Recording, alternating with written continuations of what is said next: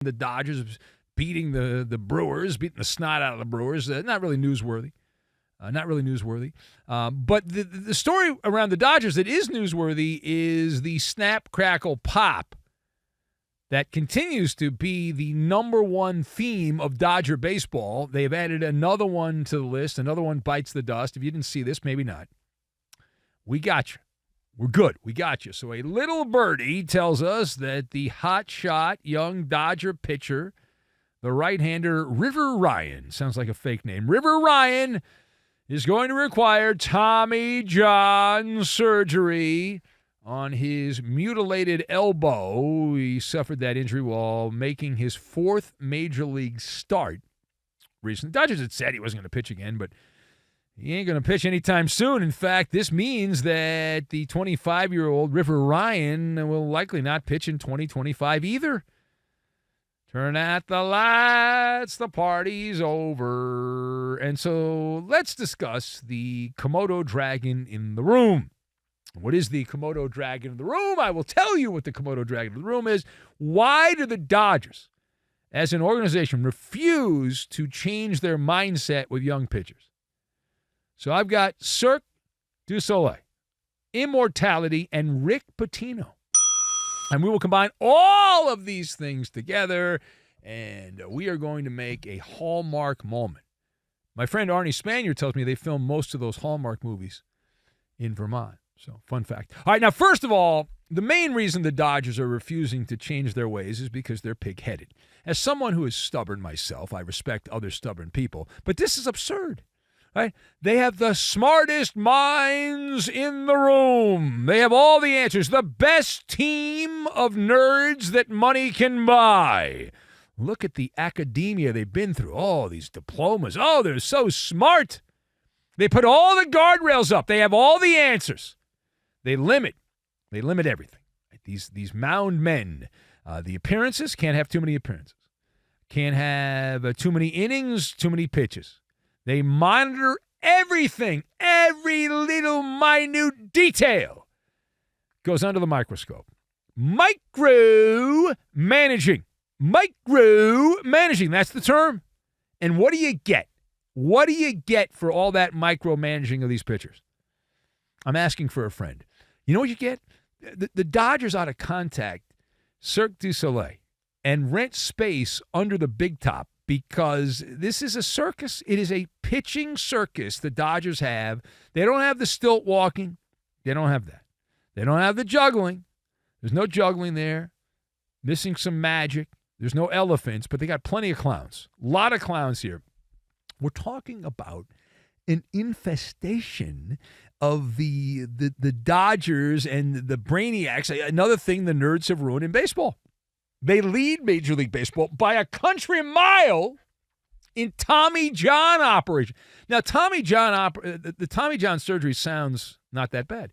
They literally either use a cadaver ligament or they take a ligament from another part of your body and put it in your elbow to replace the ligaments in your elbow. That's Tommy John surgery. And by my count, using back-of-the-napkin Maller math, the Doyers, a team I like, have had not one, not two, not three, not four, not five. How about 6 pitchers go down for the count in the last 2 seasons with elbow injuries? 6. Some of them were supposed to be pillars of the Dodger pitching staff, like Tony Gonsolin of the champion 2020 Dodgers, Dustin May, who looks like Carrot Top, Walker Buehler, Emmett Sheehan, another young pitcher, River Ryan, somebody named Kyle Hurt as well. All of them down with Tommy John surgery. They also signed Shohei Ohtani, who did suffer Tommy John, but that was with the Angels. I guess they felt like he would fit in with the rest of his teammates there with the Dodgers. But the pitchers with the Dodgers, the mind says, well, we're going to get all the top young arms in baseball. And they generally do, and then they treat them like disposable razors, essentially. Even though they're not, in theory, doing that, they're using medical science to determine how many innings and all that. It's dysfunction, though. It's the old Albert Einstein doing the same thing over and over again and expecting a different result. And I've ranted about this. I've filled in a lot the last couple of weeks on local radio on our affiliate in L.A., the Dodger station. They don't like to hear that. What are you doing? But enough. Will someone be a grown-up in the room over there for the Dodgers and say, okay, we've got to put our foot down? Why don't we try the opposite? Because they're going to get hurt anyway, so why don't we have them try to pitch as many innings as possible, stretch the old arm out. Oh, you can't do that. What are you? What are you in North Korea? You despot. Secondly, speaking of River Ryan, the Dodger pitcher, you probably never heard of. He's a young pitcher, elbow getting KO'd here. So this is a reminder, refresher course. Everyone, say it. I think you might know where I'm going with this. I've talked about this in the past. I want to bring it up again for those that are new to the store, that haven't been in our store here. Is it true? Is it true that Tommy John, not the underwear, not the surgery, but the pitcher, deserves to be enshrined into Cooperstown? Yeah, I'm nodding my head yes. That's a rhetorical question. Yes. Tommy John, the man that has two first names, which is always weird when people have two first names. It's very odd. But that said, he qualifies under the Maller Hall of Fame criteria. Now, the questions we ask when debating the Hall of Fame. For baseball, it's were you a regular season? If you're a pitcher, were you a Cy Young winner? Were you an MVP? Did you win both? Were you a multi-time All-Star? Because every team gets an All-Star. So there's you could be on the Oakland A's or the White Sox. They got All-Stars. They suck. But if you were a multi-time All-Star, you likely were actually pretty good. So at least 2, hopefully 3 All-Star appearances to qualify for a multi-time All-Star. Can the history of baseball during your era be written and talked about without mentioning your name? So the way the criteria works, you have to check 2 boxes out of that.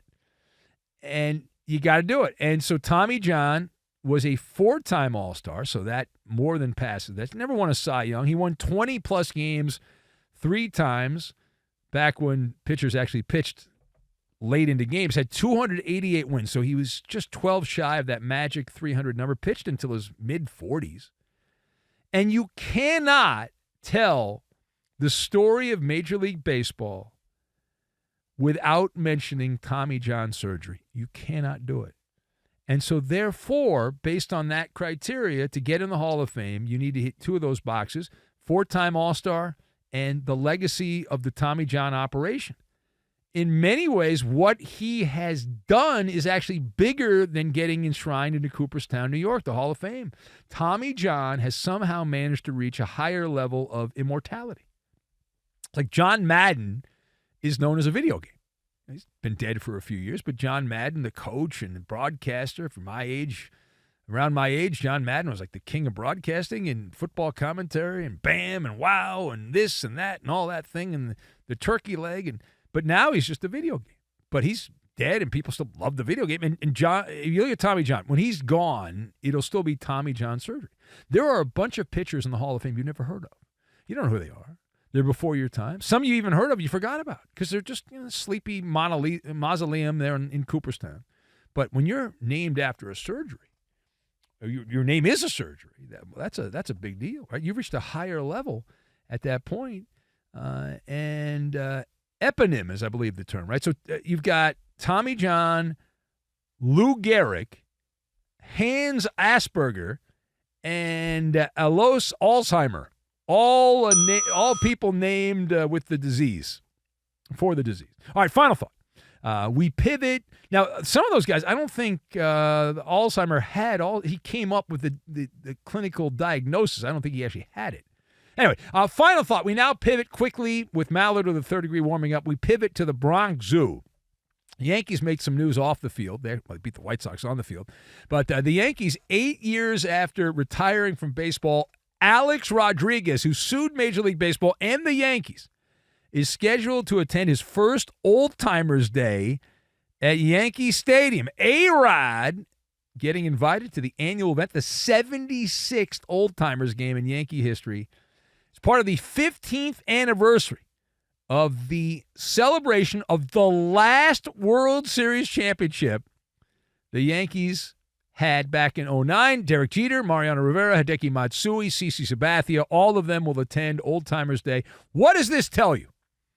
All right, so to me, it tells you for all the pomp and circumstance of Yankee baseball, the Bronx Bombers continue to be in suspended animation at this point. Well, they have the second best record in baseball behind the Cleveland baseball team named after a bridge, but we have gone almost a generation with underperformance in the playoffs by the New York Yankees. Failure to live up to expectations. Now, there is a caveat that part of this time, the cheating a-holes have been, stealing wins right and left. But a failure to live up to expectations. And when I see all of these names, A-Rod and Matsui, who was the MVP of that 2009 World Series, and CeCe Sabathia, as Rick Pitino would say, Derek Jeter is not walking through that door. And Alex Rodriguez is not walking through that door, okay? And Mariano Rivera is not walking out of that bullpen. And if you expect them to walk through that door and get out on that field, they're going to be gray and old. And since the Yankees last won the World Series, we've seen the Texas Rangers win. We've seen some teams that normally aren't in that category who have won championships.